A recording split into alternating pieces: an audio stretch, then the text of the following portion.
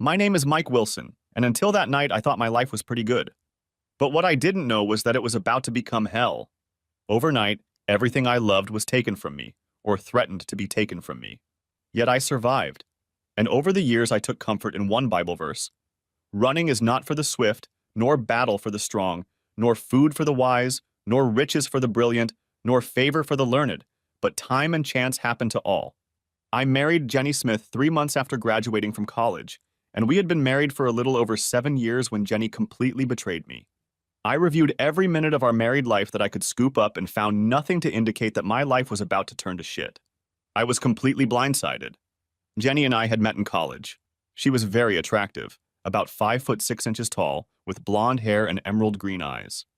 Jenny wasn't overly wealthy, but in my mind she was perfect. On a scale of 1 to 10, where 10 is a goddess, Jenny was a 9, maybe even a 9.5. But she had this charm about her that just drew people in. Jenny drew me body and soul to hello.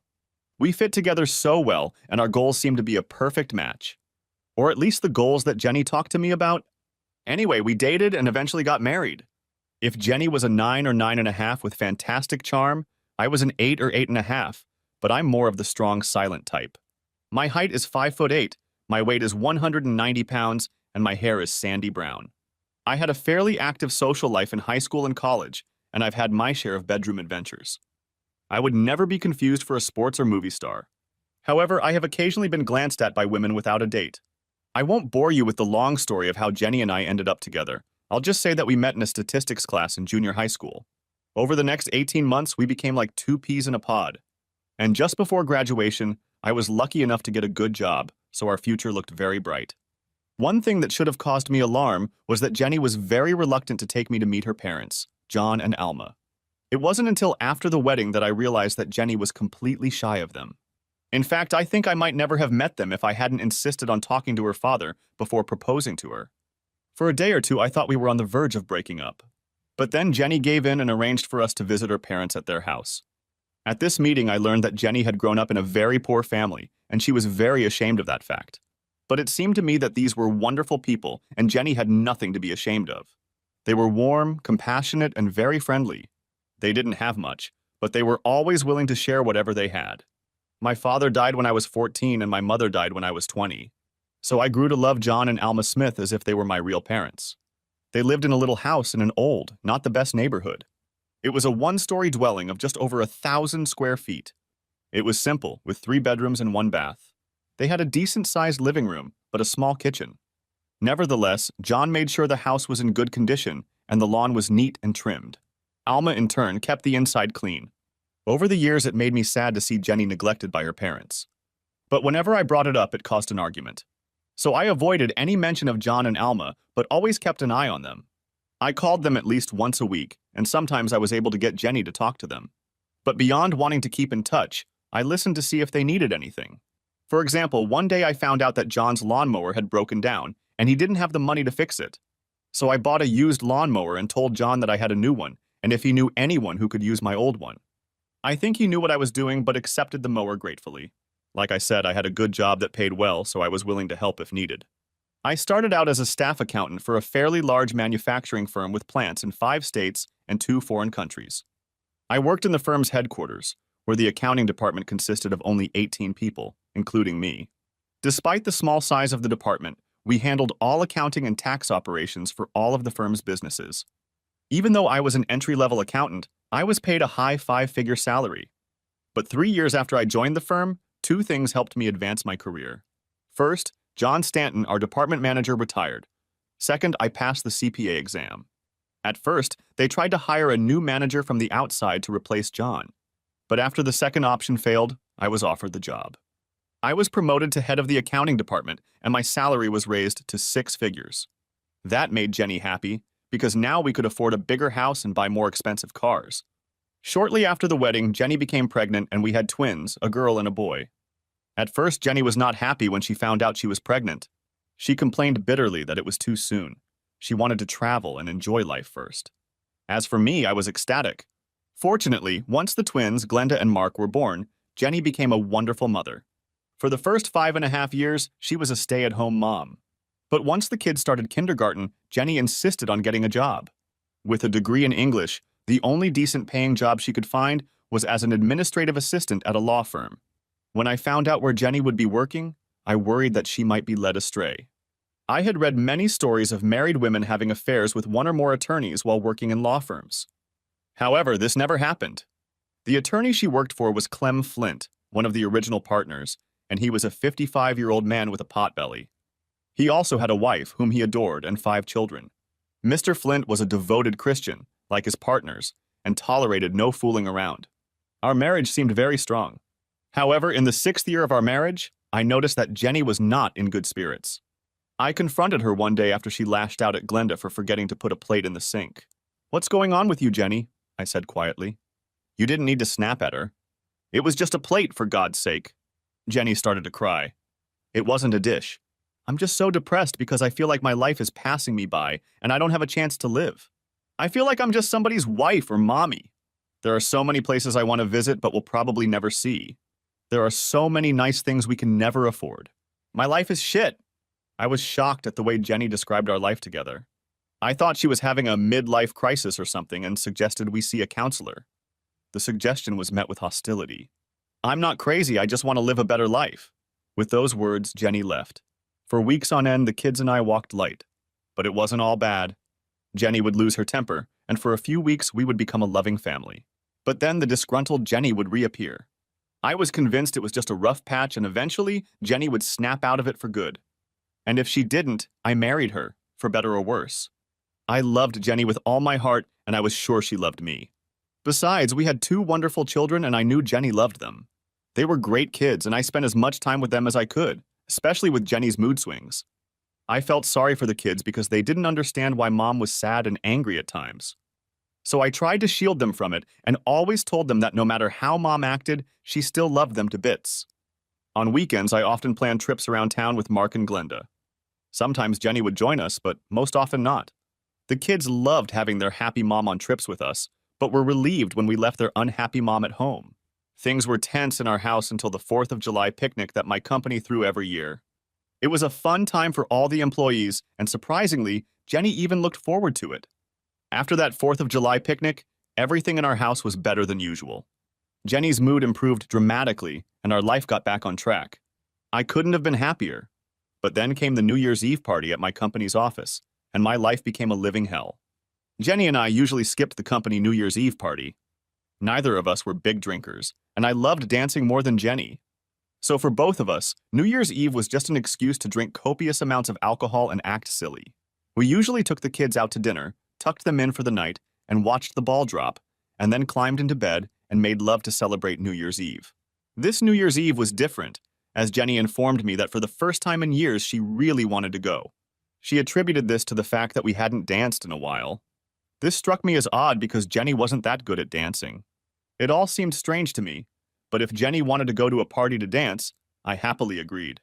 When we got to the party, I was surprised to see our company owner Brad Colson there. The only company event he regularly attended was the 4th of July picnic. In fact, it was at the last 4th of July picnic that Jenny first met the owner of the company. It was apparent that everyone was a little surprised to see the boss at this particular party. The general consensus was that he enjoyed the picnic because he liked to participate in volleyball and softball games.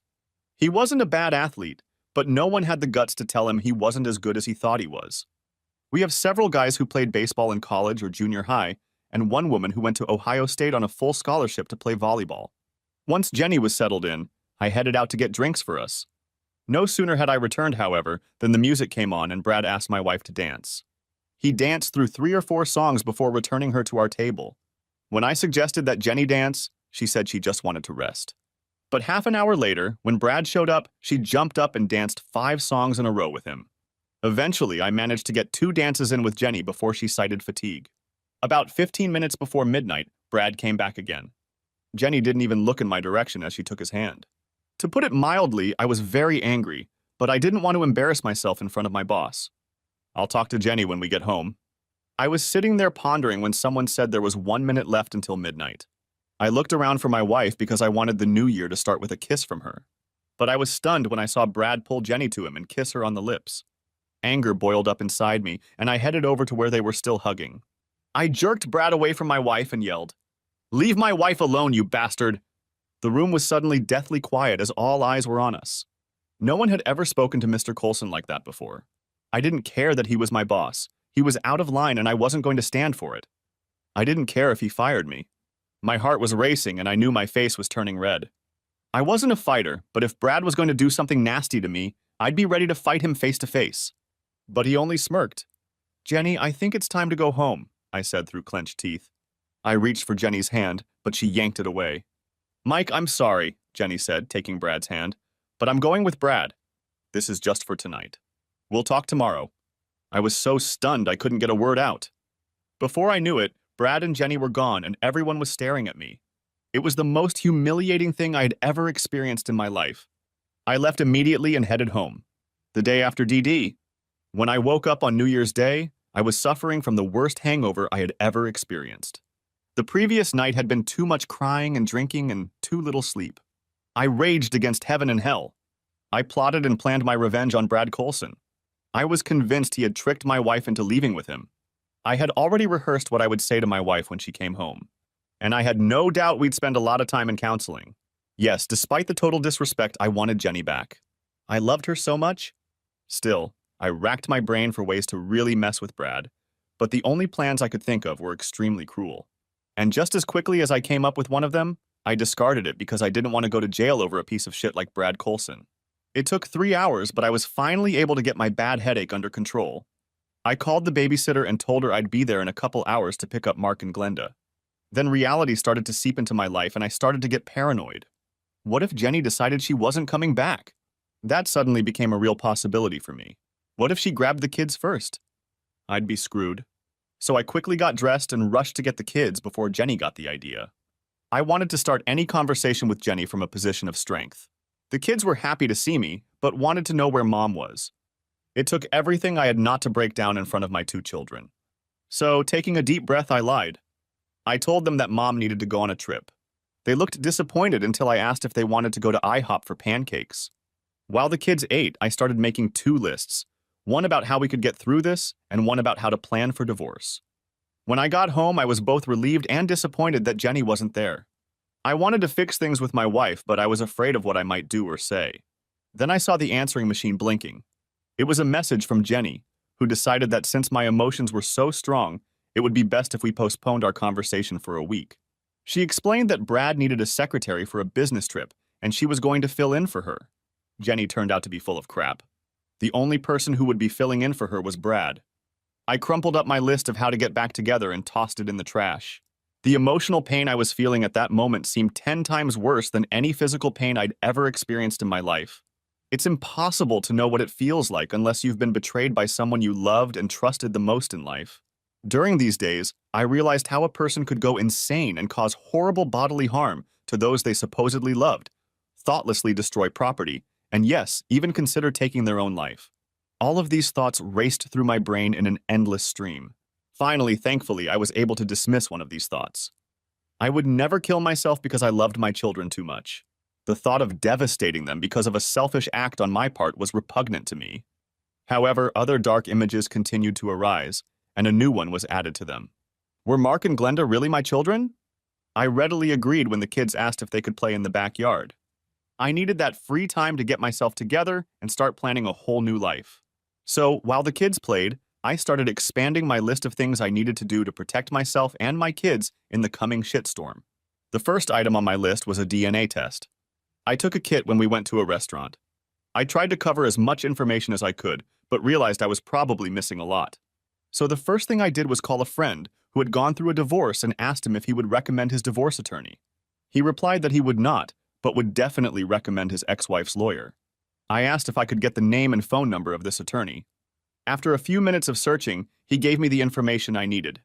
The attorney's name was Tom Watson, and he had an office with 3 other attorneys who dealt exclusively with divorces, wills, and probate. I called the number listed, even though it was New Year's Eve, because I figured I could leave a message and someone would call me back on Tuesday.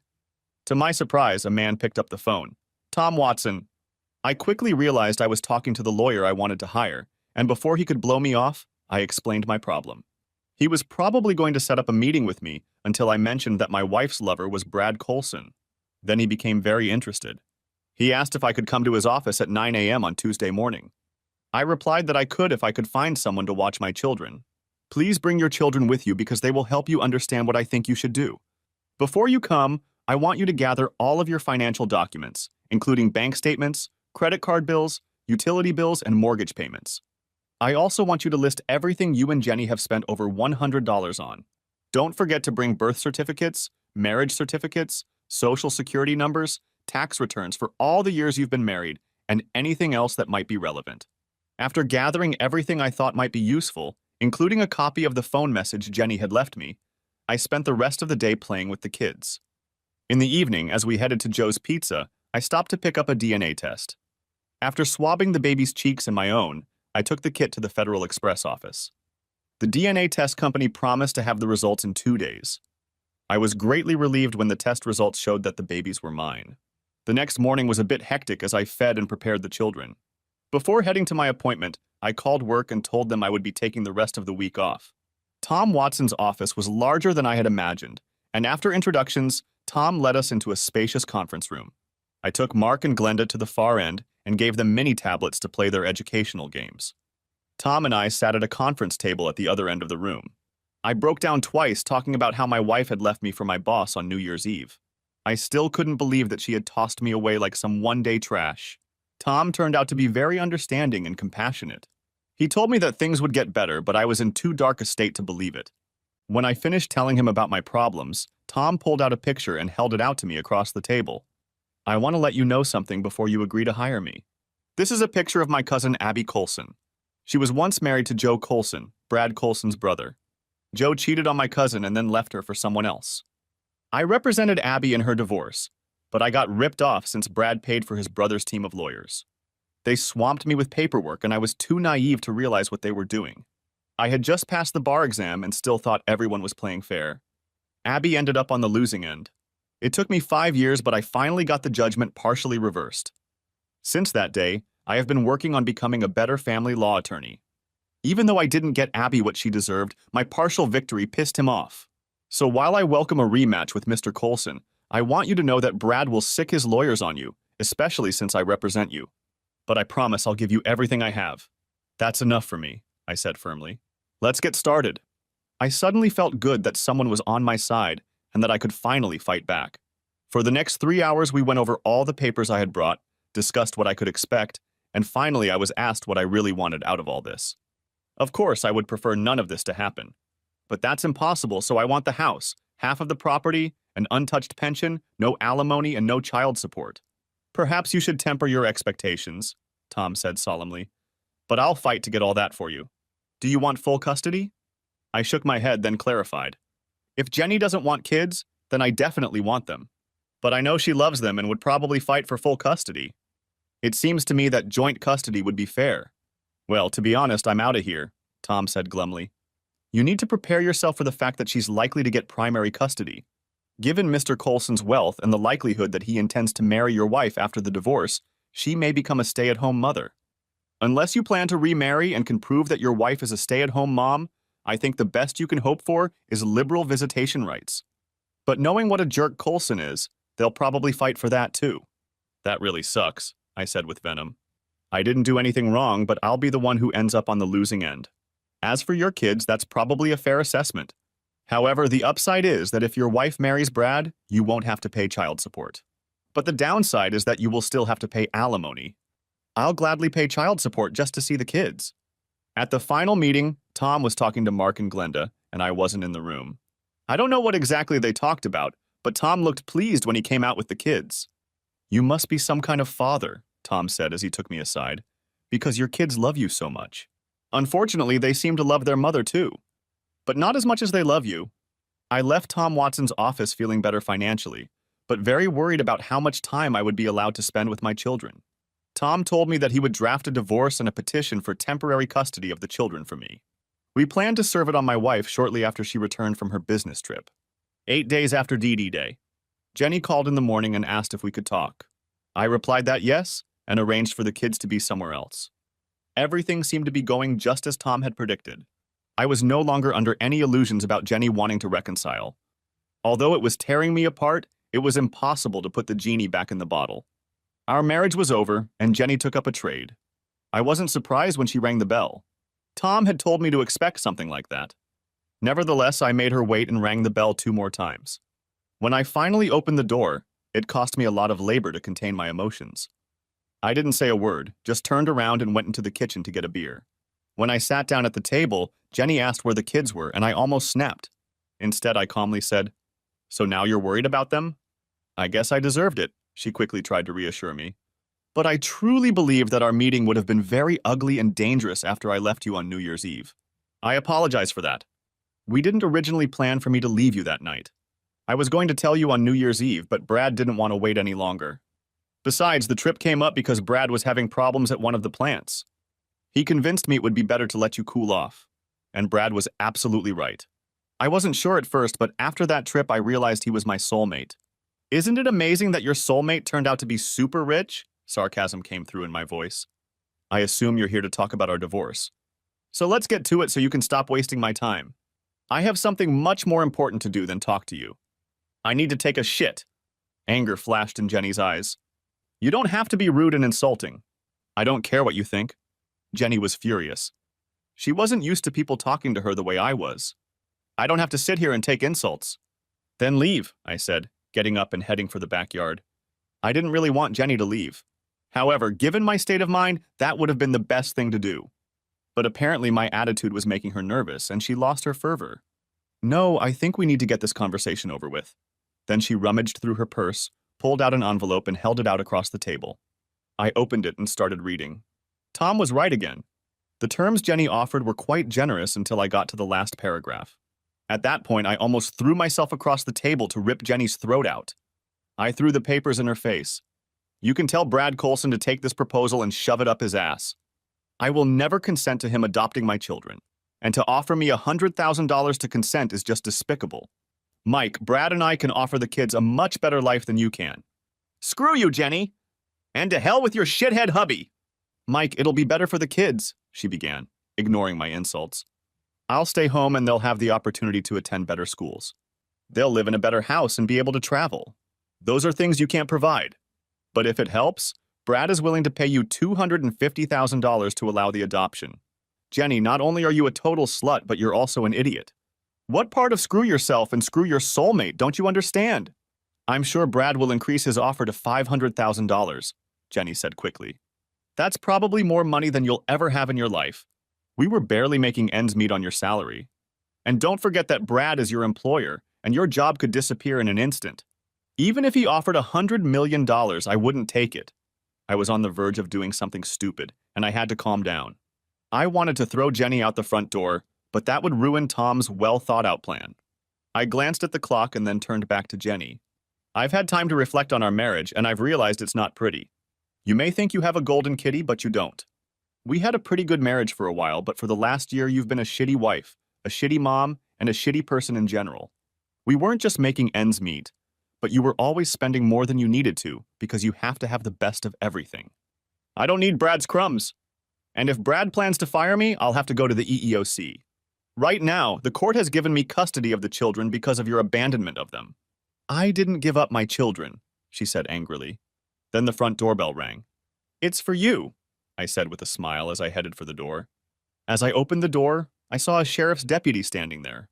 I stepped aside and let him see Jenny, who was standing just behind and to the side of me. He nodded and asked, "Are you Jenny Wilson?" After she showed him her driver's license, he handed me an envelope and told me she had received a summons. I grinned as she read the divorce petition and then ran away in tears. God, that felt so good. "She just left and was served with the statement," I told Tom on my cell phone. "I hope you behaved yourself?" asked Tom. "It was difficult, but I behaved myself. However, Jenny left here in tears after she was served," I admitted. "I don't know what that had to do with. You were hardly wrong about what they'd offer. They did, however, throw in one kicker that almost made me lose my senses. It looks like Brad Colson wants to adopt my kids. He can't do that, can he?" "Now that's something I didn't expect," Tom admitted. "As for whether they can take away your parental rights, that would be extremely difficult unless they can prove that you're a completely unfit parent. So you'll have to be extremely careful about how you behave around your wife and Brad. Also, try to stay close to other people who can be your witnesses if need be." I don't think that bastard Brad can fabricate a story and have his witnesses swear to it. I know you're a good father, but don't forget that they may try to twist even the most innocent events to make you look worse. Now that I know their plan of action, we'll be prepared. Tom, does it ever get easier? I asked, as the pain of Jenny leaving me came over me again. Yes, it gets, Tom answered immediately. And if you're honest with yourself, you'll admit that you're not as devastated today as you were the night your wife left you. However, there will be good days and bad days for a long time to come. And I want to warn you that as we move forward, we will probably lose a few skirmishes with Brad and Jenny. But each time we lose, we will regroup and find new ways to fight back. As they used to say in the 60s, keep the faith, baby. In the week I took off work, I made all the financial preparations Tom had advised me to make. I opened new accounts for myself and transferred half of all the money into them. I made arrangements for the twins to go to school after school. Their school had a program where kids could stay until 5:30. It was perfect because I worked from 7 in the morning until 3:30. This gave me enough time to get home, do some chores around the house, and still have time to put the kids down. The week also gave me time to schedule time with the kids. Jenny was very free to run the house, especially when the kids had to go to bed. However, I needed to establish a stricter routine if I wanted it to work. I made them bathe, brush their teeth, and go to bed by 8 p.m. They objected at first, but when I promised to read them 2 stories instead of 1, they began to look forward to bedtime. Spending time with the kids became a lifesaver for me. We became even closer, and surprisingly, they didn't ask about their mom too often. But one day, Mark asked if his mom would ever come back. I didn't want to hurt my kids, but I wasn't going to lie to them either. I told them the whole truth. Their mom had found a new man she liked better than me and wanted to live with him. What's more, she wanted him to be their new daddy. Both kids started crying, and then I felt awful. Perhaps I had said too much, so I quickly assured them that no matter what, I would always be their daddy. That calmed them down, and I got 2 big hugs. When Saturday morning came, it was time to take the kids to writing lessons. Even though Mom hadn't seen them in over a week, Mark and Glenda were excited because they were going to see Miss Darla. The writing lessons were my idea, which Jenny opposed. Like many little girls, Glenda loved horses and wanted to learn to ride. Mark just agreed because he didn't want to be left out.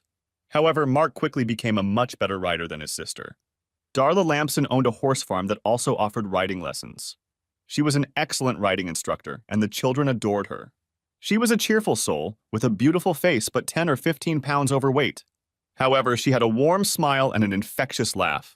I liked her from the first time we met. Jenny teased me and told me I liked her because she laughed at my corny jokes, which was true. However, Darla was easy to like. "Where's Mrs. Wilson?" asked Darla as I stood at the corral fence.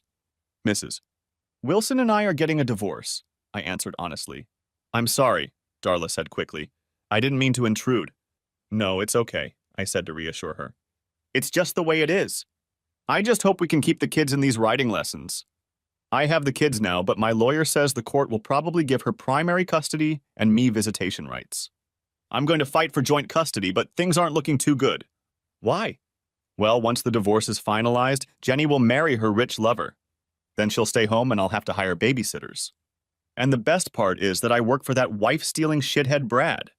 So, as if things weren't bad enough already, I expect to be out of a job soon when he starts tightening the screws on me." "That's not Brad Colson, is it?" said Darla, narrowing her eyes. "Yeah, do you know him?" "I've never met him in person, but I've had the misfortune of meeting his lawyers. His lot adjoins the ranch, and he wanted 2 acres of my land, but didn't want to pay for it. All he wanted was to create a buffer between his property and mine. The only thing he did was plant dozens of trees and bushes. Hell, if he'd asked me to, I would have done it. But Mr. Colson doesn't believe in asking. He believes in just taking what he wants. Anyway, his lawyers filed one motion after another, and I couldn't afford to fight him. Besides, the land was mostly swampy, and I wasn't using it. After 5 months of litigation, I thought I was wasting my money fighting over land I wasn't using. I finally agreed that if he would pay my attorney's bill, I would relinquish the rights to the 2 acres in his favor. As a result, my property taxes went down a bit. Nevertheless, the whole experience left a sour taste in my mouth for Brad Colson. I hope I'll be around when he gets his retribution. Yeah, I agree with you. Brad is a real piece of shit. But my soon-to-be ex-wife chose him to associate her star with. And I'd like to be there too when not only Brad but my wife gets hers, I said, hoping Brad would leave her sooner rather than later. "What will you do if Mr. Colson fires you?" asked Darla. "I've already started a new career. I'm a tax preparer, but I'm working as an accountant for Mr. Colson. I've always done taxes and bookkeeping on the side to get extra money. I recently expanded my scope and have brought in 3 small businesses that want me to do their bookkeeping and taxes for them. It's still not enough to survive, but I'm saving all the money I can get from my full-time job and side business to help myself when I get laid off. Right now, I'm working out of my house, but I'm pretty sure I'll have to put it up for sale once the divorce is finalized. Then I'll have to look for an apartment that won't be suitable for setting up a business. Well, if you can do my accounting work for the money I'm paying now, Darla said softly, I'd be happy to give you my business. I can't ask you to do that, I protested. If your accountant is doing a good job, there's no reason to change them. I don't know if they're doing a good job or not, Darla grinned. They were the ranch's accountants when my father died and willed the property to me. They're one of the big accounting firms in town, Minter, Smith, and Zeller. They handle my payroll, quarterly, and annual taxes, and I pay them $2,000 monthly and about $5,500 for federal taxes. I don't know anyone at that firm, and the one time I called them with a question, it took weeks before they got back to me. I glanced quickly at Glenda and Mark and saw them happily jumping their horses over a foot-high railing with the instructor running beside them. Then I turned to Darla again. Okay, if you're sure, I'll take a look at your books right away. If I can do this job for the same amount of money, I'll add you to my huge client list. Darla laughed and led me into her office. She then pulled out the current year's books, which were kept by hand, and last year's federal tax return. I quickly determined that the price Minter, Smith, and Zeller were charging was simply prohibitive. I can't do it for the money they're charging, I told Darla with a smirk. I can't in good conscience charge you more than $750 a month and $2,000 for your federal tax returns. No, Darla protested. I'm willing to pay you that much. No, I don't work that way. In my opinion, your current accountants are cheating you. You are probably too small an accountant for them, and they don't care if you leave. I will only take you on as a client if I can offer you a fair price. Wow, I didn't expect that, Darla said gratefully. That's going to help me a lot. Since I got the ranch 3 years ago, I've had a very difficult time. Saving $1,250 a month will help a lot. Thank you. Oh, and it goes without saying that Glenda and Mark's lessons will be free from now on. I can't ask you to do that, I protested in vain. You didn't ask for it, Darla smiled. I'm telling you. Getting Darla's rancher as a client was a big help, but the divorce was just starting to heat up. It was going to be a long and ugly road. Besides, despite Tom's words about things getting better, it wasn't happening. It seemed like every week there was a picture of Brad and Jenny in the society section of the newspaper. It was so unfair. Jenny's life seemed perfect and mine was in the toilet. Added to that was the frustration that there was no way I could figure out how to get back at them. I was lonely and miserable. 2 weeks to 8 weeks after DD Day. My day started out great when I got the call that Harvey's Hardware wanted me to do their accounting. But after that, the day turned into a total shitstorm.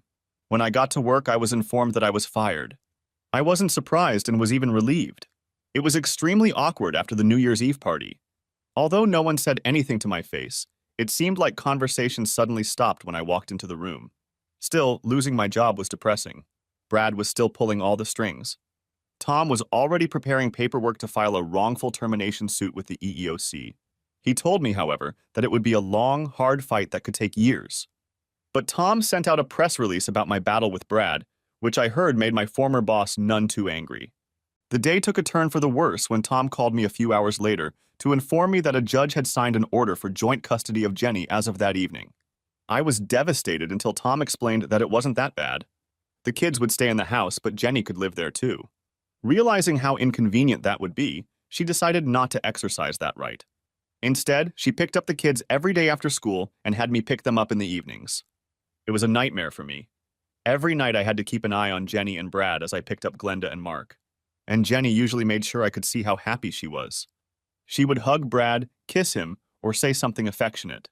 I was totally depressed and the kids, even worse, were totally confused.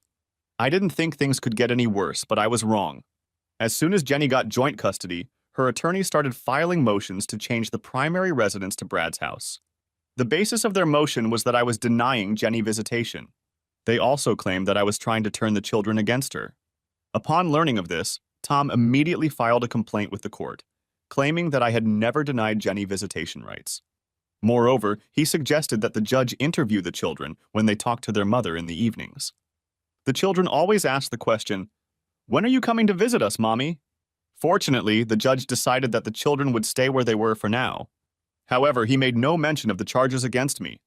This lack of response bothered Tom because he felt that the judge was not paying proper attention to this divorce case. But, he observed, it is fair to say that the judge has 30 or 40 cases pending at any given time. The judge then changed his order to require that we each have custody of the children for 2 weeks at a time. In his infinite wisdom, he decided that the children would be shuttled back and forth between our two homes. At first, I thought this would be extremely inconvenient for Jenny, since the child's school was a 35-minute drive from Brad's house. But I didn't think about how devious Jenny and Brad would be. But I was soon to find out. As soon as Jenny left me at the New Year's Eve party and went home with Brad, I had to realize that I had never really known the woman. Truth be told, I don't think Jenny really knew herself either. Still, it's hard to let go of someone when you love them so desperately. However, the first time Jenny picked up Glenda and Mark, I was shocked by what my soon-to-be ex-wife told me. Jenny looked nervous but determined. Once the kids were in the car and out of earshot, she turned to me. Please don't complicate the divorce. I still care about you and I don't want Brad to destroy you. If you let Brad adopt the children, I will provide you with full visitation rights. But I want you to understand, I'm not going to let you destroy my relationship with Brad. Wow, I shook my head. And here I thought you were just a cheating whore. But I was wrong. You're also a conniving bitch. You'd let me have full dating rights in a pig's eye. Screw you! I turned and started to walk back to the house, but over my shoulder I heard her say, You've been warned. I called Tom right after Jenny left and told him what she had said. Tom wasn't surprised. I told you to expect the worst from Brad. Have you installed cameras in the house yet? The outside cameras will be installed tomorrow. But right now I have one in my bedroom, one in the kids' bedroom, and one in the hallway leading to the bathroom. They put another one each in the family room and the kitchen. Tomorrow they'll put cameras in the front and backyard. That's all we can do right now. Tom looked pleased. But keep in mind that Brad's lawyers will probably start making accusations of mistreating you. The cameras should disprove all the accusations. The days Mark and Glenda spent with Jenny were difficult. Brad had a very active social life. He and Jenny were often featured in the society section of the newspaper, or I caught a glimpse of them on TV. They often had their children with them if it was a daytime event. In all the photos I saw, Jenny was radiant, and the kids seemed excited and happy wherever they were. Each of these photos crushed my soul even more. I couldn't compete with Brad's money. I felt like he was stealing my kids little by little. On Monday of the 8th week, after Jenny's desertion, everything went downhill. Around 9 o'clock in the morning, I received a call from the children's school informing me that Mark and Glenda were absent. I immediately called Jenny. Are the kids sick? I asked with great concern. No, why would you think that? Jenny replied smugly. The school called and said they were absent. Oh, that, Jenny said dismissively. I transferred them to Chesterton Primary School. It's a much better school and it's only 5 minutes from my house. You can't do that, I growled. I can and I did, she snarled and hung up. My frantic call to Tom did nothing to calm me down. He explained that we would fight to transfer to another school, but that a judge would likely allow it since the new school had a much higher rating. Courts, I have learned, do what they think is best for the children, even if it sends the worst message to the children. In this case, the message was that their mother could do whatever she wanted and their father was powerless to do anything about it. As I sank deeper and deeper into depression, Tom warned me that the worst was yet to come. He warned me to be extra vigilant because, in his opinion, this was just the first salvo from Brad and Jenny. He was absolutely right, and I thanked God that Tom had insisted that I install surveillance cameras and transmit the images to the security company in cloud. On Tuesday, Tom filed a complaint about the changes at the school. A hearing wasn't scheduled until 3 weeks later. But on Wednesday of that week, Jenny's lawyers filed a complaint accusing me of mistreating our daughter. I was furious, and it took all of Tom's calming influence to hold me together. However, 2 things happened, but I thought only one of them would end well for me. An emergency hearing was scheduled, but I was forbidden to see my children until the investigation was done. I wasn't even allowed supervised visitation with them as there was talk of legal action. Tom immediately got a court order to find out the details of the prosecution. He wanted Jenny to state more specifics. Fortunately for me, the judge did not believe their arguments. He had encountered this kind of subterfuge many times in the past. Let me be clear, Mr. Silas. The judge looked intently at Jenny's attorney. I take these allegations very seriously. If they turn out to be true, I will see to it that Mr. Wilson is prosecuted to the fullest extent of the law. However, if I find out that your client is trying to play a trick on me, It won't do Mrs. Wilson any good. I expect you to give Mr. Watson a detailed account of when, where, and what happened. Am I correct, Mr. Silas? Jenny's lawyer turned slightly pale and nodded.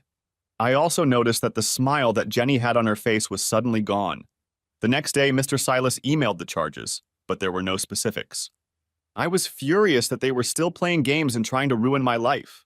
But Tom assured me that we had enough evidence to completely disprove their allegations. The emergency hearing began. Okay, Mr. Silas, you made this accusation, so what evidence do you have? The children told their mother, the attorney replied.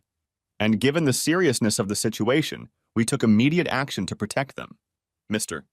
Watson, the judge turned to Tom, what does your client have to say about this?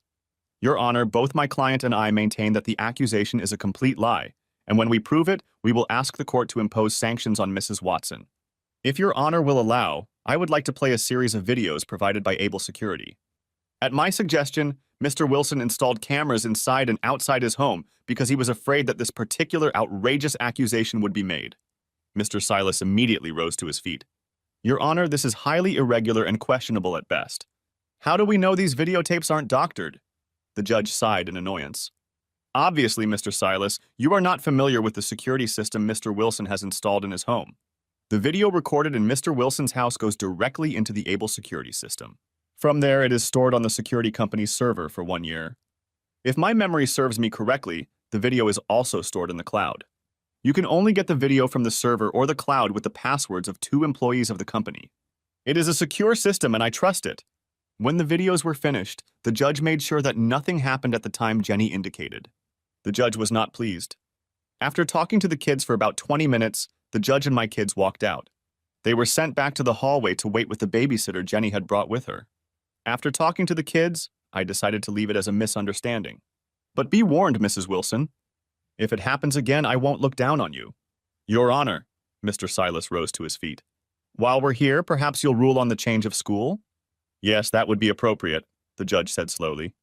Having looked at both schools, I agree with Mrs. Wilson that Chesterton Elementary School is better. I interviewed the children and they said they liked the school. I dodged a bullet, but I lost a major battle. And that defeat was even worse than I thought it would be. Mike, I'll be honest with you. The judge's ruling was bad. It virtually guarantees that Jenny will get primary custody of Glenda and Mark. However, there were 2 positives in today's hearing. First, you won't go to jail and you won't be separated from your children. And second, since they couldn't charge you, you'll at least get visitation rights. Yeah, I know how that works, I said with growing anger. Jenny will find a way to ruin my visits. We'll complain. The court will tell Jenny not to do it, and those 2 cheating assholes will come up with some new way to ruin my life. Isn't there anything I can do to stand up to what they're doing?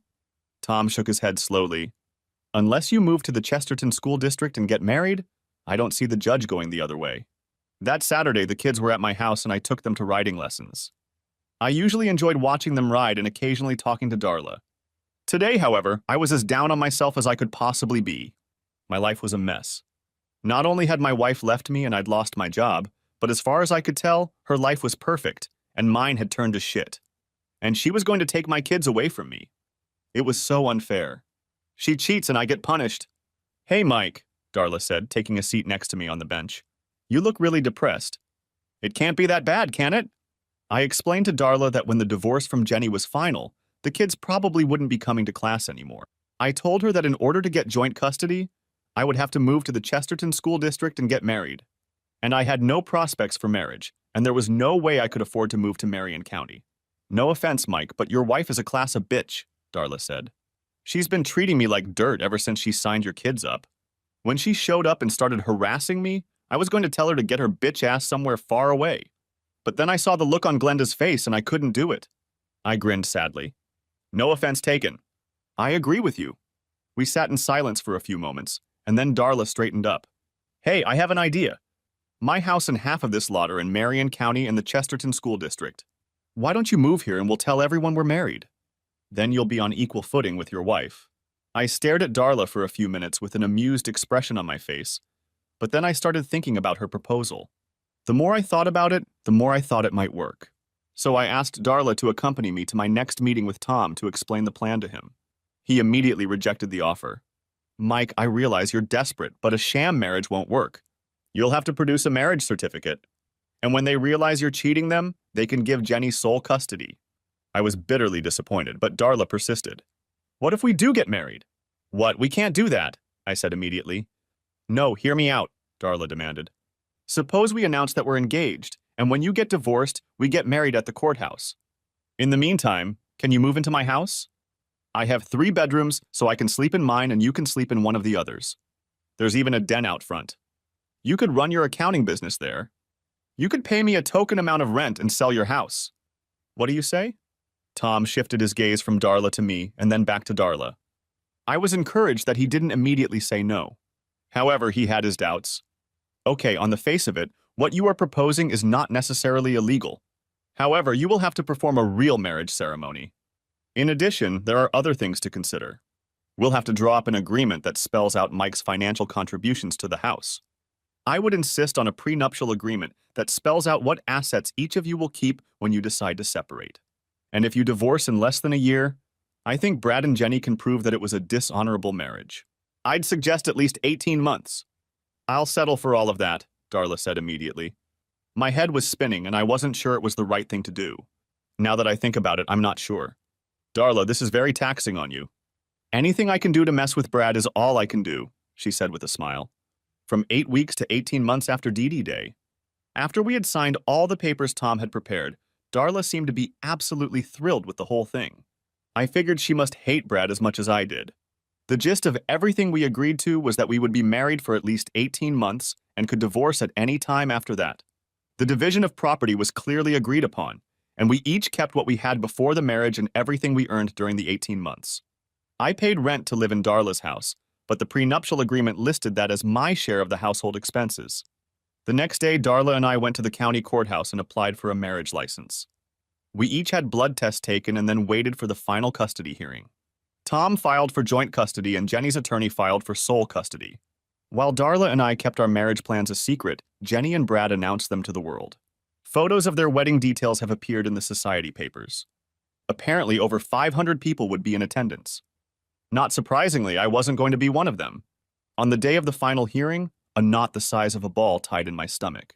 Although I felt that I was now on equal footing with Jenny and Brad, I knew enough about the court system to realize that fairness and justice were often not the basis for the final decision.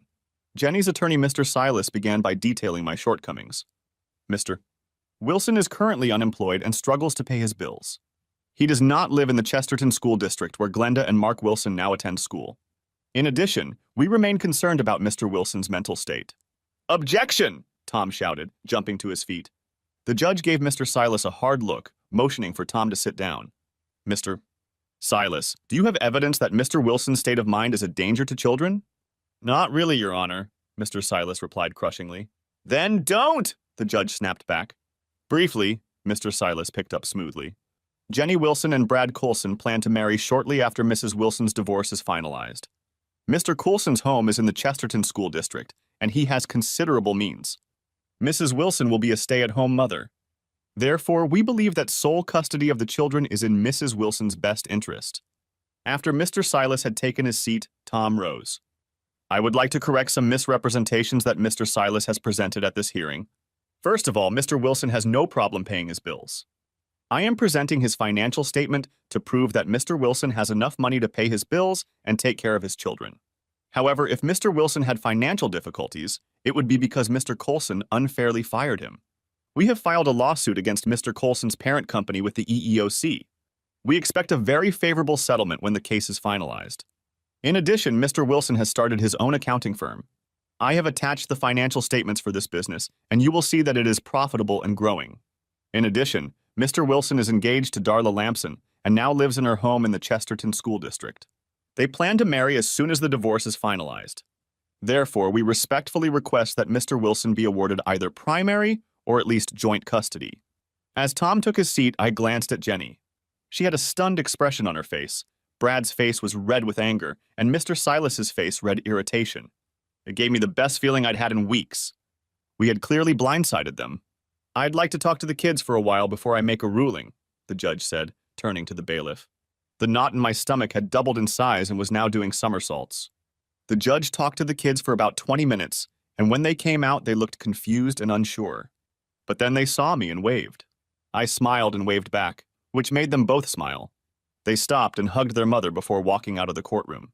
Making a custody decision when both parents love their children is the most difficult part of this job, the judge began. When I have to favor one parent over the other, it is extremely painful. However, in the end, I have to do what is best for the children. The judge paused for a moment, pulling a piece of paper out of a folder. I looked across the courtroom and saw the smiles on the faces of Jenny, Brad, and Mr. Silas. My heart dropped into my stomach. She was going to win again.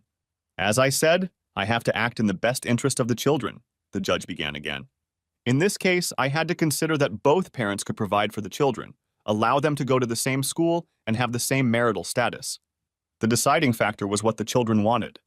After talking to them, I learned that they wanted to spend time with both parents. Therefore, I am granting joint custody to Glenda and Mark Wilson. The children will spend 2 weeks with each parent. The agreement will begin this Sunday, and since the children are already with Mrs. Wilson, she will stay with them first. 2 weeks after this Sunday, Mr. Wilson will pick up the children. As their homes are only 5 or 10 minutes from each other, this will not be difficult for either parent. The transfer will take place no later than 2 o'clock on Sunday afternoon every 2 weeks. Are there any other questions? When no one said anything, the judge announced that the divorce would be final in 30 days and tapped the gavel. An agreement had already been reached on the division of property. Everything would be split 50-50, and the house was up for sale and should sell pretty quickly. After all expenses, Jenny and I would each get $6,000. I'm sure it was pennies to Jenny, but to me it would be an extra amount if I needed it. I was beyond jubilant, but wanted to pretend that this was the expected outcome. Walking out into the hallway, I hugged the kids. Then I headed over to where Jenny and Brad were berating Mr. Silas about the judge's decision. Mr. Silas tried unsuccessfully to explain that there was nothing he could do. "Sorry, Jenny," I said with a smirk. "I'm sorry to interrupt your tirade, but I wanted to clarify when I can pick up the kids 2 weeks from Sunday." "That's not the end of it, asshole," Brad growled. "Whatever, Brad," I said dismissively. "I just want to know when I can pick up the kids. I don't want to be charged with trespassing. If you want, we can meet at a neutral location, like McDonald's." "The judge said 2 o'clock in the afternoon, asshole, and that's the way it's going to be until our lawyers overturn the ruling," Jenny snarled. "You're really getting to the bottom of the barrel. I mean, marrying Miss Piggy to get joint custody." That last remark was completely inappropriate, and it made me angry. So I pounced on it. "You're just a chatterbox. You're marrying your grandfather." "You little shit," yelled Brad. "Go outside and I'll beat you to the sidewalk." I wasn't going to fight Brad. He was taller than me by 3 inches and weighed about 30 pounds. Nevertheless, I was pissed about everything, so I piled on top of him. "Don't you need to go to the car first to get your cane?" Brad lunged at me, but I jumped back before I could reach him. Jenny must have seen what this situation could turn into and grabbed Brad's arm. At the same time, Mr. Silas stepped between us. "Mr. Colson, please," he pleaded. "If you attack Mr. Wilson, the court can grant him sole custody of the children." "Please, Brad," Jenny pleaded. Suddenly, I realized that my 2 children were clinging to my leg and yelling to Brad, "Don't hurt our daddy!" Jenny glared at me, but then turned her attention back to the kids. "It's okay, kids. Mr. Colson and Daddy were just fooling around. Why don't we go get some ice cream?" As they were leaving, I turned to Jenny. "I'll be there at 2 p.m. 2 weeks from Sunday." Jenny only threw me a glance, but I didn't say or do anything else. At the appointed time, I picked up the kids and we went to a movie and dinner with Miss Darla. Brad's lawyers were unable to cancel anything. The kids were thrilled to have me living on the ranch with Miss Darla. They went horseback riding all the time and loved cooking at Darla's place. When Jenny and I got married, I did almost everything myself. Jenny had trouble boiling water. 30 days after the judge's ruling, Darla and I were married at the courthouse, with the children present. Darla's best friend stepped in for her and Tom stepped in for me. After the ceremony, I kissed Darla on the lips. Her face reflected pure joy. A week after Darla and I were married, Jenny and Brad's wedding was all over the society papers. Jenny looked as happy as she could possibly be. However, the happiness on my children's faces struck me to the core. It wasn't fair. But as the weeks went by, it seemed to me that Tom's prediction that the pain would eventually subside would never come true. Even though some days the pain wasn't as sharp, my nights were filled with loneliness and agony. For the first 6 months, I kept trying to think of a way to get revenge. But no matter how hard I tried, I couldn't think of anything that I wouldn't go to jail for. How could I hurt a man whose fortune was estimated at several $100 million? And what could I do to Jenny, tell her parents? They already knew, and Jenny didn't care. And yet it hurt a lot, because every picture I saw in the newspaper had a woman in it, radiant and happy. She had a career and left me in the dust. In my darkest moments, I considered poisoning my children's minds about their mother. But I loved them too much to do something like that. My pain remained acute. And what made it even worse was that my children seemed content with the new order of things. And I couldn't blame them because, truth be told, they had the best of both worlds. They saw their mother and father regularly. My kids told me how wonderful everything was at Brad's house. They raved about the pool, the hot tub, the game room, the tennis court, and the big screen TVs in every room in Brad's house. He even had a mini movie studio with a popcorn machine. About 3 months after the divorce was finalized, Jenny changed the peaceful rules we had been following. She began trying to manipulate Glenda and Mark against me. Jenny subtly implied that I was a bad father because I didn't spend as much money on them as Brad did. When they told me this, I was filled with sadness and anger. When Darla found out about it, she was furious. She insisted that we sit the kids down and talk to them. So the next time they came back for 2 weeks, I sat them down at the kitchen table and asked, "Do you guys think I'm a bad dad because I don't spend as much money on you as Brad and Mom do?" "That's what Mom says," Mark replied uncertainly. "Mark's son, Mr. Colson, is a very, very rich man. That's why your mom decided to marry him. I can't afford to buy you everything they can buy you. You see, compared to Mr. Colson, I'm a very poor man.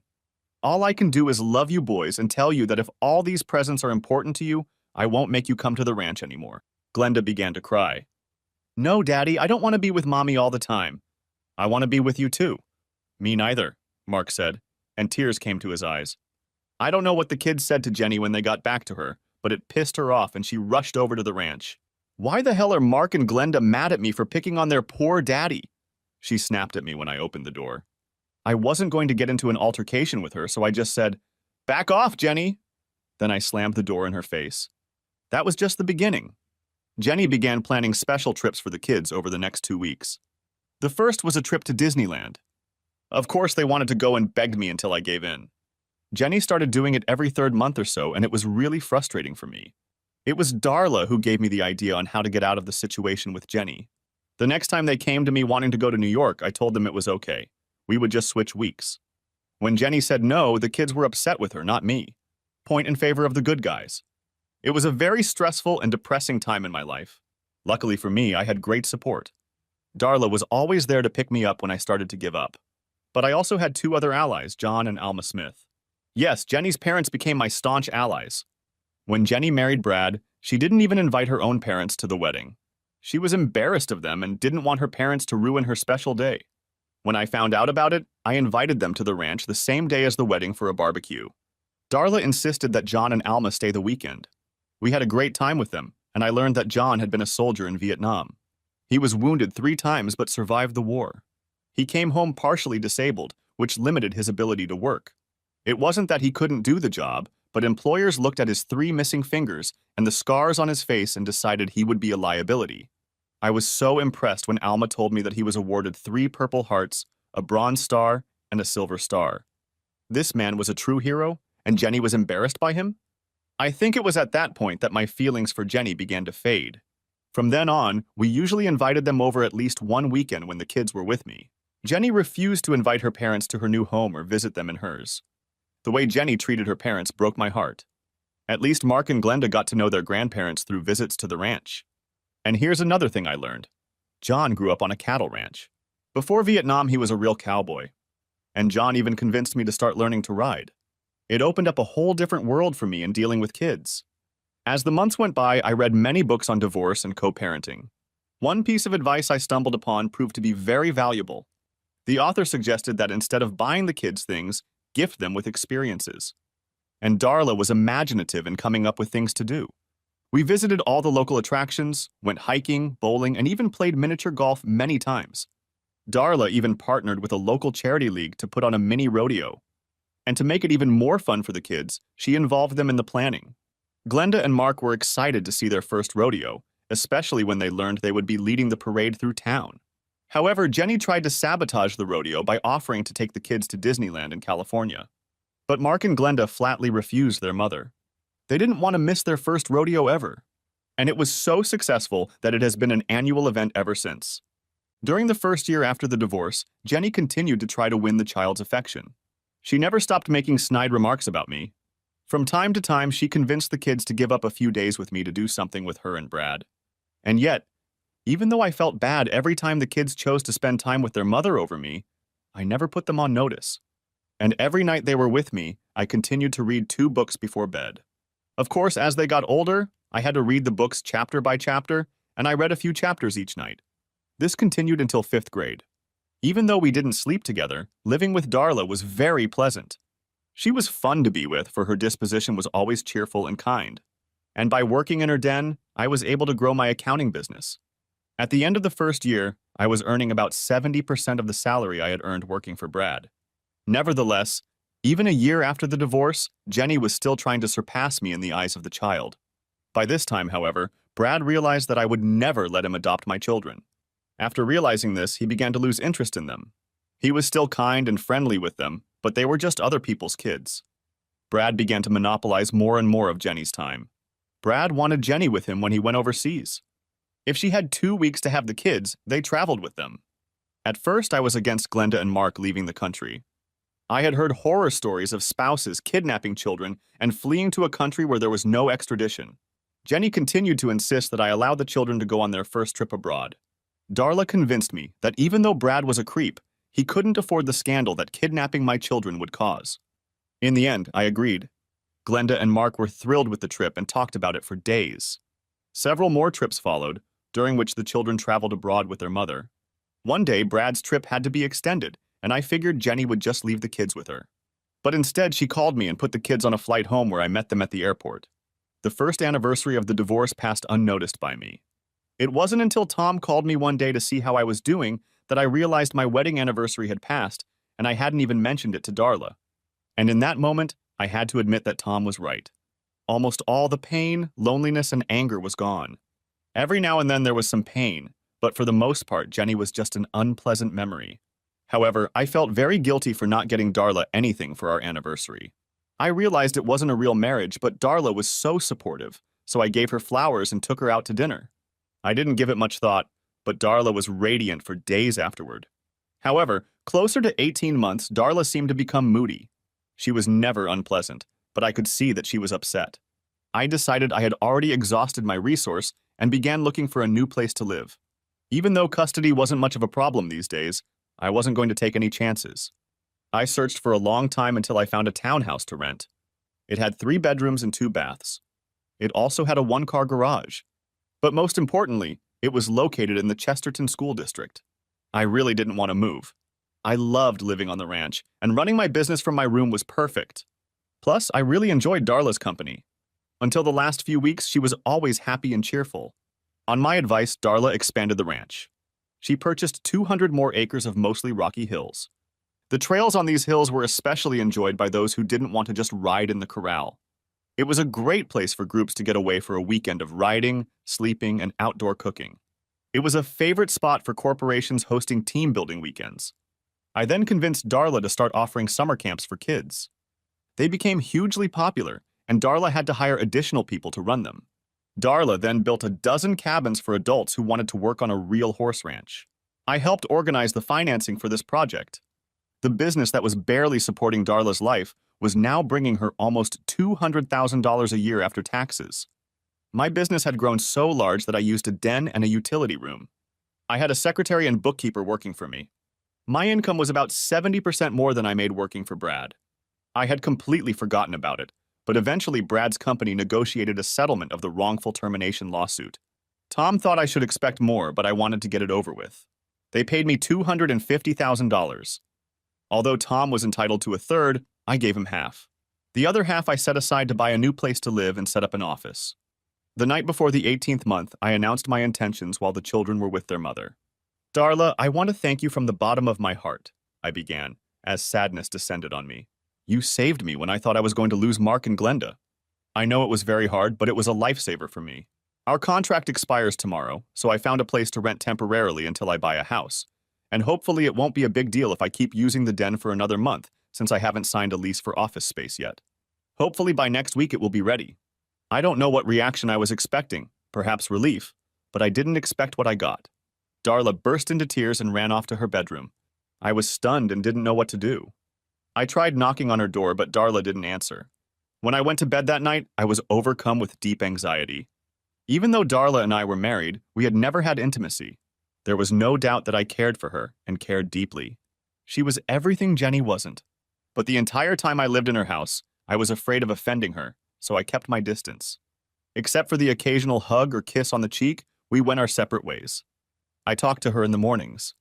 Sometime around midnight, however, a violent thunderstorm broke out. Lightning bolts struck very close to the house. One struck particularly close, shaking the house and waking me up. A few seconds later, my bedroom door swung open and Darla slipped in. "Mike, please, I'm terribly afraid of thunderstorms," she whimpered. "Can I sleep with you?" "Sure," I said, lifting the blanket. Shivering, Darla snuggled up against me. It was then I realized she was naked. "I'm very afraid of thunder and lightning," she whispered, shivering. I pulled her to me and hugged her. "Please, Mike, I know you don't love me, but I need you to make love to me at least once before you leave." At that moment, I realized that I had very deep feelings for Darla. It wasn't the same kind of love I had felt for Jenny. It was a more mature friendship that had grown into something more over the course of 18 months. Making love to Darla that night was the final piece of the puzzle that healed me. "Darla, I don't know if it's love, but I know I never want to leave you.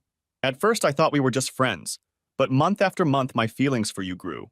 And for the past few months, I wanted more, but I was afraid you didn't feel the same way. I couldn't risk you kicking me out if I took one step forward. Oh, Mike, I loved you almost from the first time I met you.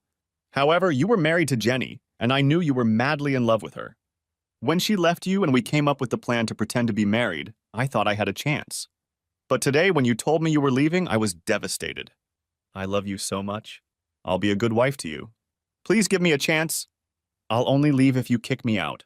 I kissed her gently. "This is my home, and you are my wife from now and forever." 18 months to 10 years after D.D. Day. After that night with Darla, we woke up to a sunny day without a single cloud in the sky. Suddenly, I had a completely different perspective on my messed up life.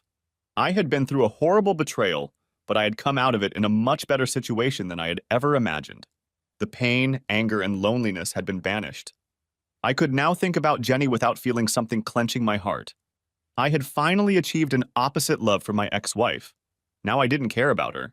What had once been a sham marriage was now real and loving. I decided that Darla and I needed to go on our honeymoon. I asked her where she wanted to go to celebrate our final realization that we cared deeply for each other. I expected her to say something like Paris or Hawaii. I wouldn't have been surprised if she had said Las Vegas, but she didn't want to go to either of those cities. Instead, Darla wanted to go to Montana. "Why Montana?" I asked. "My daddy always told me stories about the ranch he worked on in Montana. He loved working there, and it was that experience that made him want to have his own ranch. So when he moved to Texas, he bought the place. Land was a lot cheaper back then. Anyway, I always wanted to see Montana, but I didn't want to go by myself." "Why didn't he just buy a ranch in Montana?" I asked. "Because he hated winters." So we spent 2 weeks in Montana traveling around the state and even stopped for a week at a working ranch. Darla picked up a lot of ideas for her ranch. But the best part of the trip were the nights we cuddled and explored each other's bodies. The kids were happy to see us when we picked them up. Then they told me something that made me sad. Jenny and Brad had flown to Eastern Europe because Brad was opening 4 new factories in 3 different countries. While they were gone, they hired a nanny to watch Glenda and Mark. The children were unhappy with being looked after by a 50-year-old nanny who wouldn't let them do anything but go to school, do their homework, and watch a little TV. The nanny couldn't swim, so they couldn't even use the pool. When Jenny picked up the kids 2 weeks later, I asked her about it. "Jenny, the kids told me that you and Brad went to Europe and left them with the nanny." "That's none of your business, Mike, so don't start." I held up my hands in a sign of surrender. "I'm not trying to pick a fight. I was just saying that if you have to travel, we'd love to take the kids rather than hire a nanny. We were traveling this time, so we couldn't help. I'm just saying it's an option. The custody agreement is very clear. 2 weeks here at your place and 2 weeks at Brad and I's house," Jenny said in a nasty tone, then told the kids to get in the car. The next day, I called Tom and told him about my conversation with Jenny and my proposal. He advised me to wait until they did it again. Perhaps it was just a one-time thing. 6 weeks later, it happened again. I found out about it when I called the kids. Jenny and Brad were away for a week on another trip. At that point, Tom had filed for a modification of the custody agreement. After returning from Europe, Jenny called me and was outraged. She had seen the notice of the hearing to modify the custody agreement. Jenny stated to me in very strong terms that hell would freeze over before she would agree to any changes to the custody agreement. Tom advised me that the court might very well side with her. However, I told him I wanted to give it a try. Jenny's attorney, Mr. Silas, did not seem too pleased to find himself in court on this issue. I also found it odd that Brad wasn't there, just Jenny. Your Honor, this is a waste of the court's time, Mr. Silas said. The custody agreement has been successful for almost 2 years now. My client sees no reason to change anything. Your Honor, we're only trying to do what's best for the children, Tom objected, and then laid out his arguments. We understand that Mr. Coulson has to travel frequently, and it's only natural that he wants his wife to accompany him. All we are asking Mrs. Coulson to do is to allow the children to stay with their father while she is away. And if Mrs. Coulson returns before the 2 weeks are up, the children will be returned to her residence at her convenience. Mr. Silas, do you have anything to add? The judge looked at him over his glasses. The custody agreement is working, and Mrs. Coulson would prefer to leave it unchanged. The judge glanced across the 2 tables and back. Okay, that's easy. Although I agree with Mr. Silas that this particular custody agreement seems to be working well. And I fully understand that Mrs. Coulson will be traveling with her husband on many of these trips. However, it makes no sense to deny the children the company of their father if the mother has to be away. Therefore, I grant Mr. Wilson's motion to modify the custody agreement in accordance with their proposal. I was stunned by the judge's quick decision and even more surprised that he ruled in my favor. But when I saw the cloud of anger looming over Jenny, I knew a storm was coming. Why are you such a pain in the ass? Jenny asked me in the hallway after the hearing. Jenny, I don't know what your problem is, but I'm sick of it. What's the problem? You're not around, so why can't the kids stay with me? From what I've heard, it should be a lot more fun for Glenda and Mark than sitting with that Nazi you hired to babysit them. Screw you, Mike, she hissed and walked away. Do you have any idea what her problem is? I asked Tom. I can only guess, he replied. I think Jenny hates not being controlled. But more importantly, she's afraid the kids will start to love you more than her. You're probably right, I agreed with a sigh. Jenny keeps trying to turn the kids against me. And she always makes me wait 10 or 15 minutes when I pick them up. But I still don't get it. Jenny has everything she wants. So why make such a mockery of it? Because she can, Tom said with a smile. Come buy me lunch. 2 years after that first night Darla and I spent as a real married couple, we had a baby girl we named Wendy. 18 months after that, we had a boy we named Stephen. Darla was not only a wonderful mother, but Glenda was also Glenda's number 2 mom, and Mark became very protective of his new brother and sister. The next 5 years flew by like a blink of an eye. And during that time, I would say I had Mark and Glenda 70 to 80% of the time. Jenny and Brad seemed to be bouncing all over the place. After our divorce, Jenny had very little contact with her parents. They visited her and Brad once or twice a year, usually at some restaurant for dinner. John and Alma were never invited to any parties at Brad's house, never invited to spend the night at Brad and Jenny's house. On the other hand, Darla and I invited John and Alma almost every weekend. The kids loved having them over, and admittedly, so did I, because they were like second parents to me. Besides, I loved talking to John about his life. He had found many occupations in his life, from ranch work to truck driving to body repair. He was also one of those who helped build the first World Trade Center. John worked in all phases of construction, doing carpentry, drywall, and electrical work. He could even build the house and pour the foundation. He could do it all despite his shortcomings. From time to time, John would talk about his service in Vietnam. On those rare occasions when he talked about his war experiences, the wild horses couldn't tear me away from the chair next to him. He was a true American hero. It really bothered me that Jenny ignored her mother and father, and I know it hurt them deeply. I tried to talk to my ex-wife about her attitude toward her parents, but I got her standard response. Mind your own goddamn business. I continued to follow Jenny and Brad on social pages, as I had gotten into the habit of doing, but the kids liked seeing pictures of their mother in the newspaper too. When we first broke up, I kept a close eye on whether Jenny and Brad's marriage would dissolve, as I was sure it would. But as the years went by, Jenny and Brad seemed very happy. And although I never asked, according to Mark and Glenda, life at Brad's house was pleasant. The kids even liked Brad, and apparently he was nice to them. Well, he bought them tons of stuff, which the kids always love. Sadly, Alma passed away from cancer about 8 years after our divorce. She spent her last days with us at the ranch. There were quite a few people in attendance at the funeral, which was held locally. There is a private cemetery on the ranch dating back to the 1870s, and John asked if we could bury Alma there. We, of course, agreed. John also asked if he could be buried next to her, and again we agreed. I wasn't sure if Jenny would actually come to the funeral because she had only spoken to her father once since her mother's death. And that was when John called his daughter to inform her of her mother's passing. However, Jenny did show up with Brad. She was wearing a dark blue dress and sunglasses. I was a little surprised by Brad's appearance. His hair was starting to thin and gray. In addition, he had a hint of a potbelly. I figured he was spending too much time traveling, eating out, and not exercising enough. John got up to greet his daughter, and it was an awkward moment. They just stood there looking at each other for what seemed like an eternity until John pulled his daughter into a hug. At first, Jenny just stood there, but then she slowly embraced her father. Brad walked over to John and shook his hand, offering his condolences. Mark and Glenda, who had been crying, walked over and hugged their mother. Brad turned to me, nodded, and smirked. I think he expected me to flinch at his presence. Instead, I smiled, extended my hand, and shook it. When we tried to take a seat in the front pew, there wasn't enough room. So I suggested that Brad and I sit on the second pew. Brad was not happy about this, especially when John insisted that I sit next to him. Darla ended up taking my place in the second pew with Brad. As the service began, I heard Brad grumbling behind me. Then I heard Darla hiss something at him. A moment later, Brad got up and left. When it was over, John invited Jenny and Brad to come back to the ranch for the burial and subsequent meal. But Jenny declined, making the excuse that she had a plane to catch. I knew it was bullshit, but I didn't say anything. After the funeral service, I caught Darla alone and asked what had happened between her and Brad during the church service. He was mad because you were sitting in the front row with his wife, Darla said, shaking her head. But I sat on one side of John and Jenny sat on the other. We didn't sit together. I pointed that out to the high and mighty Mr. Coulson and then told him to shut up because the world doesn't revolve around him. Darla then smiled mischievously. I think he was insulted. We laughed about the incident, but we shouldn't have. Brad doesn't react well to people who don't show him proper deference. In other words, he's a vindictive prick who truly believes his shit doesn't stink. 2 weeks later, Brad began another land grab on Darla's ranch. This time, he claimed 10 acres of land adjacent to his allotment. His attorneys found out that those 10 acres had once been a separate parcel. And because of a clerical error, they were not included in the single ownership of the rest of the ranch. Therefore, taxes had never been assessed on those 10 acres.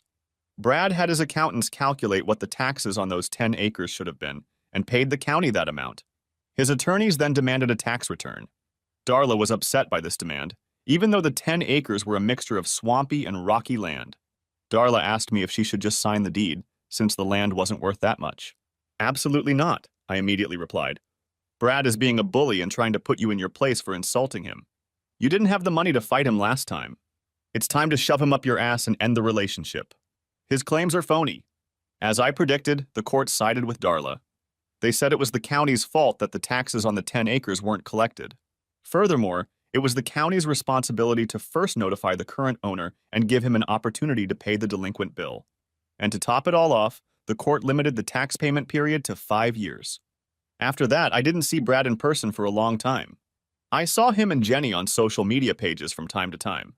During that same period of time, I rarely saw Jenny. More often than not, when I came to pick up the kids, one or the other staff member was already ready and waiting for me at the front door, and that was fine. In addition, Jenny continued to miss spending time with the kids as Brad traveled more and more. As the years went on, I estimated that the kids stayed with me about 9 months out of the year. And it was getting to the point where they hated going back to their mother's house and Brad's house. They complained that Brad had become moody and their mother was almost always absent. And then there was a scoop in the newspaper. Brad had filed for divorce from Jenny. It was a complete shock to me and I couldn't understand why. And the kids were just as confused as I was. But a few weeks passed and it was revealed that Brad had caught Jenny cheating with billionaire Thad DeMont. That explanation spoke for itself. Jenny was changing once again. Tad was not only richer than Brad, he was also considerably younger. Darla and I couldn't help but be amused by this turn of events. Shortly after Brad and Jenny's divorce was finalized, Jenny married Tad. To me, this was a wonderful thing. Thad didn't live in the Chesterton School District. So for practical purposes, Glenda and Mark lived with me and Darla all the time. Shortly after Alma died, I convinced John to sell his house and move in with us. And since John knew all about construction, Darla hired him to do renovations on the ranch. Then Darla and I decided to expand the house to make a dining room for the ranch workers and expand my bookkeeping. This caused another fight with Brad. He fought to have our building permit denied. In the end, we got the permit because we had great rights of way. John took charge of the new construction, and did about 85% of the work himself. It was a little over a year after Thad and Jenny's wedding, and Jenny filed for divorce. There were rumors that Jenny had caught Tad cheating on her with an 18-year-old girl. Then there was another rumor that I later found out was true. Tad only married Jenny because he didn't like Brad and decided to take his wife away from him. Talk about karma. Now I get up every morning and thank God for all the blessings he has bestowed upon me. From 10 years to 30 years after DD Day. The years went by and we had our ups and downs and one terrible tragedy. Mark was in a car accident that could have killed him. However, he was lucky. He suffered a broken leg and wrist, as well as bruises, scrapes, and cuts. John suffered a mild stroke that left him slightly paralyzed on his left side. Physical therapy helped him, and he now walks with only a slight limp. Darla never seems to get sick. She told me she doesn't have time to be sick with 4 kids, the ranch, and me. I, on the other hand, have been very lucky. I hadn't been feeling well for weeks. I had no energy and was plagued by headaches and nausea. I kept brushing it off until one day Darla took my hand and dragged me to the doctor's office. After a bunch of tests, they determined that I had one artery so badly clogged that I was about to have a heart attack. I was operated on and had a triple bypass. After the surgery, even though I was still in a hospital bed, I couldn't believe how much better I felt. If you're wondering if I ever thought about going back to Jenny after she became single, the answer is hell no. The thought hadn't crossed my mind until Darla mentioned it. One night after dinner, as we were watching TV, the thought crossed my mind. Darla asked me, "Have you ever thought about getting back together with Jenny?" Darla tried to make it sound casual, but I could see the fear in her eyes. One day I saw an old man sitting in the waiting room, and I went to see what I could do to help him. When he looked up, I was shocked. It was Brad. "Brad, this is a surprise," I said, holding out my hand. Brad took my hand and shook it weakly. He looked unimpressed, but before I could say anything, he spoke. "You won," he said sadly. "I won what?" I asked in confusion. "I really loved her," Brad said, "and I thought she really loved me." And then it hit me that he was talking about Jenny. So I suggested, "Yes, she has a way of making you fall in love with her. But Jenny has always had one big flaw. She was born poor and never got over it. She thinks more money means more happiness." "Now I understand how you felt when Jenny left you," Brad admitted. "How did you survive?" "One day at a time and with the help of a loving woman," I answered honestly. "There is no magic cure." Brad sighed. "It's too late for me to find someone else. Besides, I loved Jenny with all my heart. But that's not why I'm here. I'm here because I have stage 4 cancer, and I wanted to apologize to you. I knew it was wrong to pursue a married woman, but I just fell in love with Jenny. I hope that someday you can forgive me." Looking at the old man standing in front of me, it struck me that I had once hated him with my whole being. But now I just felt sorry for him.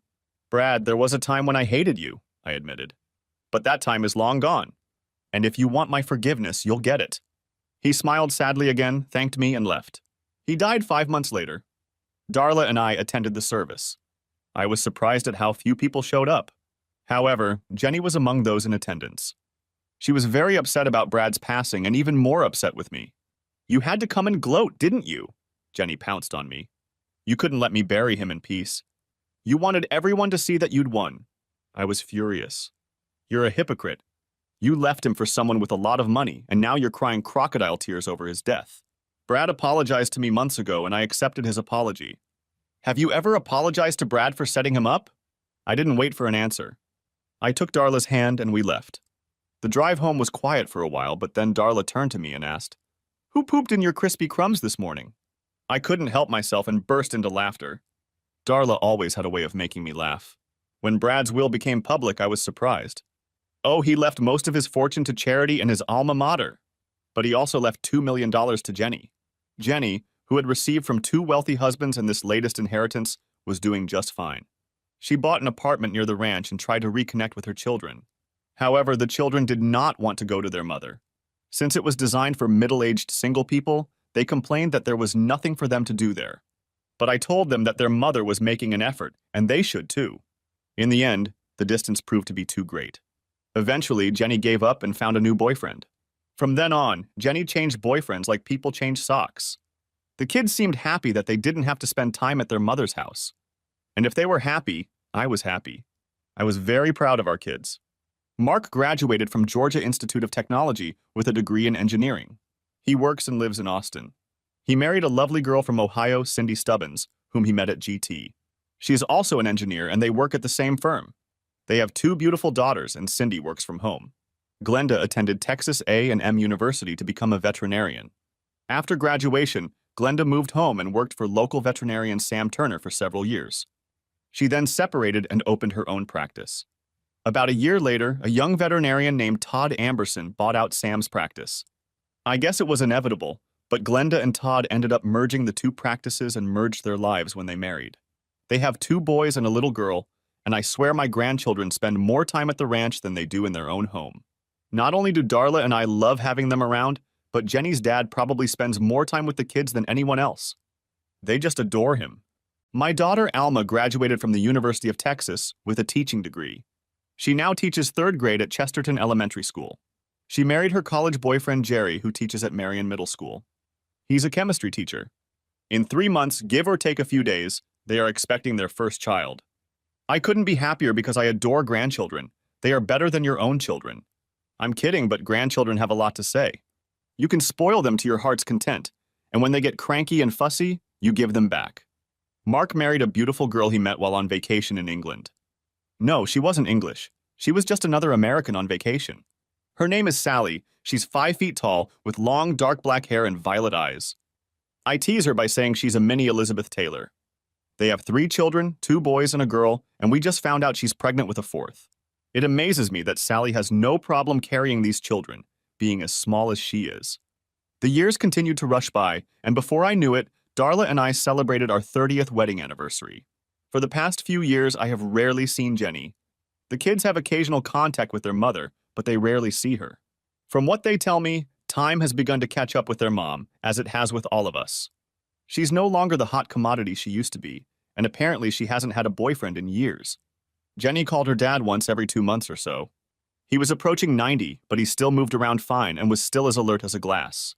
Conversations between father and daughter were always pretty short, and John always remained a little depressed. When I once asked him why he didn't talk to Jenny longer, he admitted that he just didn't know what to say to her. I felt sad for John. Another Christmas was fast approaching, and I headed to the mall for some Christmas shopping. I have long ago admitted that I'm absolutely terrible at picking out gifts, so I just find out what stores my family likes to shop at. Then I go there and buy gift cards. I know it sounds so lame, but that way I can never buy the wrong thing, size or color. And so far, I haven't gotten a single complaint. Anyway, I had just bought my last card and I was hungry. So I headed to the food court to order a Chick-fil-A sandwich and a lemonade. I was just about to take my first bite when I recognized the woman sitting 2 tables away from me. It was Jenny. She sat alone and watched the people passing by. She was especially interested in the families that filled the mall. Jenny was no longer the beauty I'd married. She had gained about 15 pounds and had a few wrinkles. Even from where I was sitting, the age spots on her arms were visible. Still, she was attractive for her age. But it was the loneliness in her eyes that caught my attention. I decided I wasn't going to hesitate and go sit with her. "Hey, mind if I join you?" I asked, placing my sandwich and drink on the table. "What do you want?" snapped Jenny. I was surprised by her hostility. It took me a moment to realize it, but then I picked up my sandwich and drink. I don't need anything. I just wanted to say hi. "Look, I'm sorry for bothering you. I don't want to start a fight, so I'll just find another table." A look of pain appeared on Jenny's face, and she flinched slightly. "No, I'm really sorry. The holidays seem to bring out the worst in me. Please have a seat. I want to have some company. What brings you to the mall?" "Christmas shopping?" I asked, taking a bite out of my chicken sandwich. "Mike, I haven't done any Christmas shopping since Brad and I got divorced. Now I just send checks? And the kids really appreciate them, especially the ones for the grandkids. They put that money into college funds." "I know," Jenny replied as she watched a young couple wheel a baby stroller past. "They tell me about it in thank you notes." So back to the original question, what brought you to the mall? As I recall, you didn't really care about shopping in general. If you needed something, you went to the store, bought it, and went home. "I just wanted to be around people," Jenny replied absent-mindedly, watching a young couple who were trying to get their 3 children around the table. "Everyone in my house is separated for the vacations." "And what are you going to do for Christmas?" "You're not going to sit in your apartment alone, are you?" "Of course not," Jenny replied.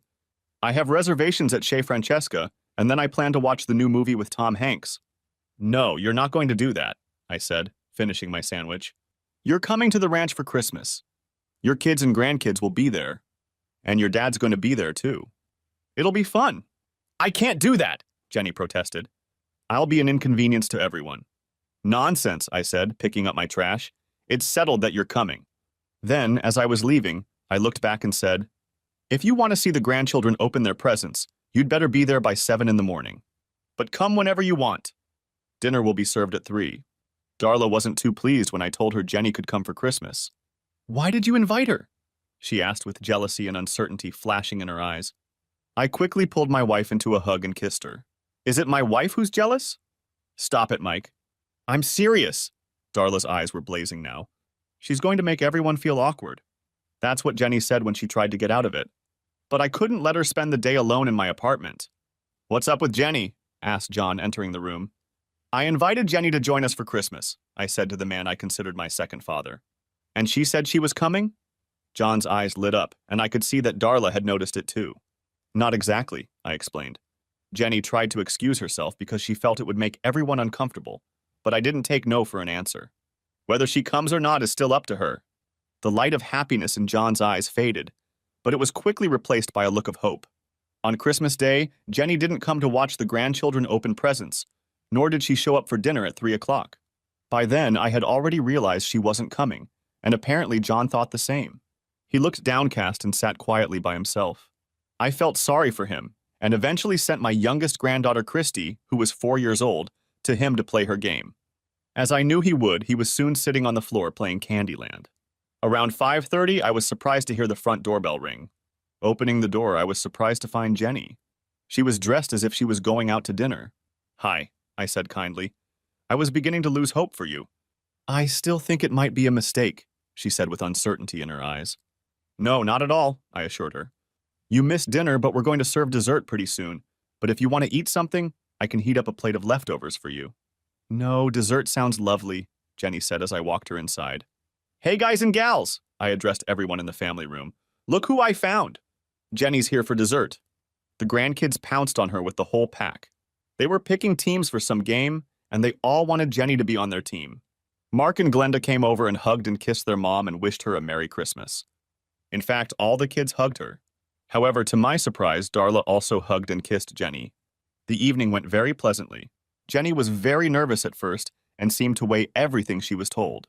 But when she finally realized that she was the only one who was uncomfortable, she began to relax. It was touching to see Jenny and her father sitting together, talking and laughing. All in all, it was a very enjoyable Christmas. Although Jenny had calmed down since her arrival, it was obvious that she was still unsure about being in Darla and I's house. And I have to admit, I did study Jenny from time to time. She was still an attractive woman, but I was amazed that I had no feelings for her other than the fact that she was the mother of my 2 children. After the grandchildren had settled down, their parents decided to use the hot tub. Since it was 34 degrees outside, it was of no interest to Darla, Jenny, or me. John decided to give it a try, but came back after a few minutes saying that you'd have to be crazy to sit in a tub, even if it was heated at a temperature below 30. Anyway, I got us all drinks and we sat down around the fireplace with the Christmas tree blinking away. For 15 minutes we sat in silence, watching the flames dancing around the logs. At one point, I noticed tears streaming down Jenny's face. Are you okay? I asked, not realizing what the tears were for. I'll be fine, Jenny replied in a thin voice, wiping away the tears. Neither Darla nor I said anything about the tears and let the silence surround us again. After another 5 minutes, Jenny spoke up. I almost didn't come, Jenny said, looking at the fire. I was afraid I'd find out what I already pretty much knew. I made a big mess of my life. Oh, I think you're being too hard on yourself, Darla marveled. I saw pictures of you and Brad and it was clear you loved him. And I'd say the same thing about Thad. Neither marriage worked out, but 50% of all marriages end in divorce anyway. Oh, I did love Brad at first, though I still loved you, Mike. But his money and power I loved more. We were good together for years, but I let him separate me from my children. And since he was 15 years older than me, age began to catch up with him. He started having health problems, which affected his abilities in bed. He became frustrated and angry. I started cheating on Brad about 6 months before I started dating Thad. I saw the same pain and hatred in Brad's eyes that I saw in yours, Mike. Almost from the beginning of our marriage, I suspected Tad of cheating on me. And when I caught him, he just laughed at me. He told me he hated Brad because of some business deal, and he only married me to spite him. I was devastated and suddenly realized how you and Brad felt. After I was free of Thad, I decided to hell with marriage. I was just going to enjoy life. I had more than enough money to do whatever I wanted, so I had one loveless affair after another. That was about as much of an apology as Jenny was capable of. After a few moments of silence, Jenny drained her glass and stood up. I have to go. Darla, John, and I tried to convince Jenny to stay the night, but she refused. Then John and I walked her to the car. Her father hugged her tightly and told her he loved her. Jenny's tears flowed again. She wiped them away, and before she got in the car, she gave me a big hug and said, "Thank you." Then Jenny left. I don't know what the next few years have in store for us. I believe that Jenny is truly regretting many of the choices she has made in her life. Whether she decides to reunite with her family is her choice. The house is quiet now, with only the occasional pop or crackle from the fireplace. I couldn't help but think about how sad my ex-wife was, and yes, I felt sorry for her. As for me, I wanted to kick myself for all the time I had wasted trying to find a way to get back at Jenny and Brad. As I sat and watched the fire dance, I remembered the Bible verse again. Not for the swift run, not for the strong fight, not for the wise food, not for the brilliant riches, not for the learned favor, but time and chance happen to all. As it turned out, time proved to be a sure retribution. Thanks for watching, I hope you enjoyed it, so subscribe to my channel and watch the next video.